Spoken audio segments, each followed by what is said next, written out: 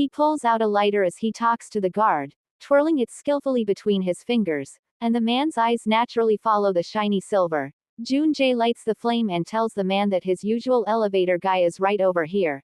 In a daze, the guard agrees and lets them pass without any problems. The scammers go to an empty office, take off their outerwear to reveal suits underneath.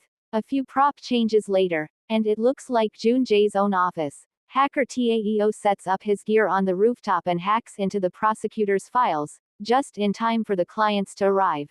Namdoo is in charge of the con, as he has already contacted the male target. A company president, he and his wife Kim Sung-ryung cameo, are there because a high school student who committed suicide named their son in his note. From his rooftop spot, Taeo sees the real prosecutor returning to the building, so he buys some extra time by turning the traffic light red. They have about a minute before the prosecutor gets back, so Namdoo suggests they take a lunch break and leads the couple out.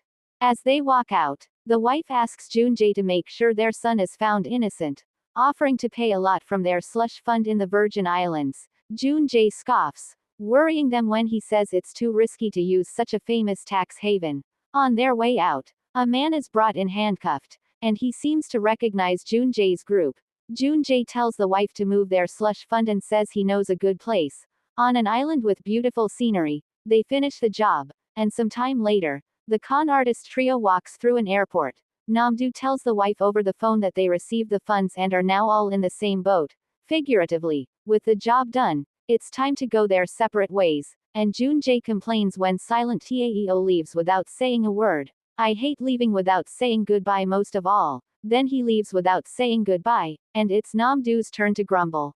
Junjae has a solo vacation lined up in Spain, and chats up the flight attendant, Crystal cameo. On his flight there, passing himself off as a doctor, the flight attendant shows him the view out the window and tells him that she heard from old grandpas who live on the island that a mermaid still lives in the water here. Junjae laughs. The camera swoops down over the island and into the water as she explains that the mermaids have been disappearing, and that the last remaining ones live in this sea. We follow one, the same one from 400 years ago, as she swims down into a cavern, and retrieves a jade bracelet. Aha! Damn Ryungs. She carries it back up with her to the surface, then slips it on her wrist. A little boy spots her from a passing boat and exclaims to his parents that he's seen a mermaid, which of course gets laughed off as his imagination. A little boy spots her from a passing boat and exclaims to his parents that he's seen a mermaid, which of course gets laughed off as his imagination. The mermaid returns underwater and notices signs of disturbance. A storm is brewing above, and the waters turn choppy. At a seaside hotel resort, Junjae sits outside, looking out at the agitated sea as the storm approaches. The mermaid dives underwater, struggling to outswim the turmoil, which overtakes her in a dark cloud of churning water. In the morning, the storm has passed, and the mermaid finds herself washed up on rocky terrain. She peers up over a ledge at a man-made pool built into the cliff.